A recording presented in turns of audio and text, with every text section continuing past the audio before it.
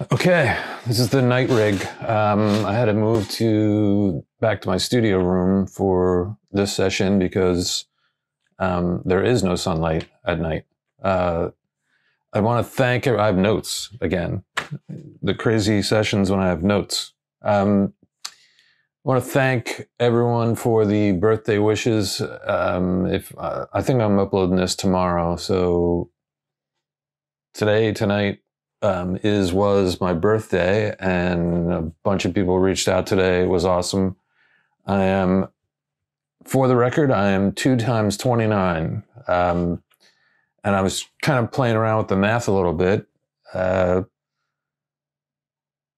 29 years from now, I'll be 87, and we'll be looking back on this video, and it'd be interesting. I wonder if I'll know then what I'm talking about now. My bet is there won't be a YouTube 29 years from now. There'll be something else. Maybe it'll be something virtual or whatever. So on topics, I'm going to be talking, I'm probably going to set aside a day, let's just say every third or fourth episode, to talk about, somehow chronologically, I'll talk about 90s hip hop that I recorded and mixed. If you are familiar with my work or the stuff that I've done, I did Little Kim's first record almost entirely, Cameron's first record almost entirely, and this was all with B.I.G as the executive producer, Notorious B.I.G, as a lot of people know him.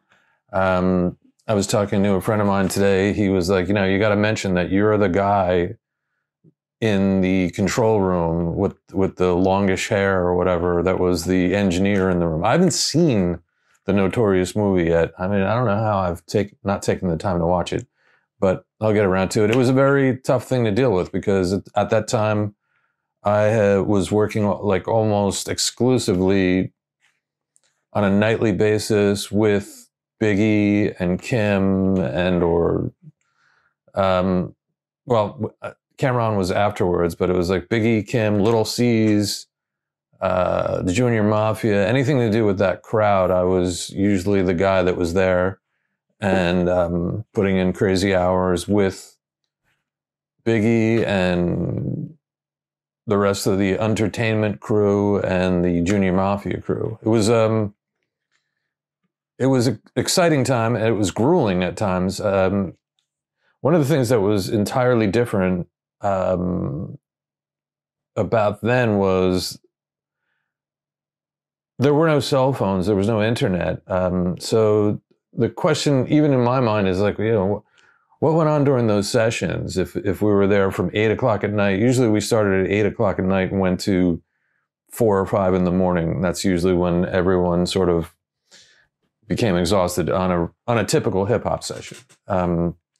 Those never started at 1 o'clock or 4 o'clock or something like that. But it would start at 8, and much of the writing was done in the room. But it was literally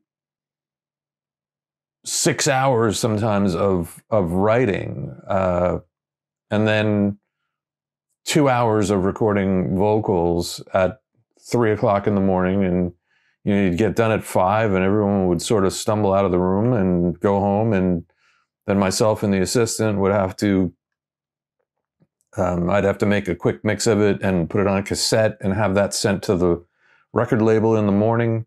And that's kind of like that was like the continuing cycle every night. There were no days and nights. And on a birthday tip, just for a fun story, there was a time when I was working so much that, and I wasn't alone. There was a lot of guys that were putting in crazy hours in the recording studios in New York City in the 90s. I was working one day, and it had been like a long grind, and I was alone in the room, and I was writing down some stuff. I think I was writing out like a cassette label of something that I had just put to tape. And you have to put the date on there. And I'm writing, and I wrote 2/10, whatever year it was. And I said, well, that looks familiar. Oh, it's my birthday. I was in the studio, I guess, not I guess, it was real. I was in there so much that I didn't even realize that it was coming up to my birthday and that I was actually there on my birthday. And then I just continued working and went home. There was a couple of messages on my answering machine at 5 o'clock in the morning from during the day. But there was no way to like get a text message or, there was no way someone was calling into a session back then. The friends and family it just did not happen. It was quite a different world.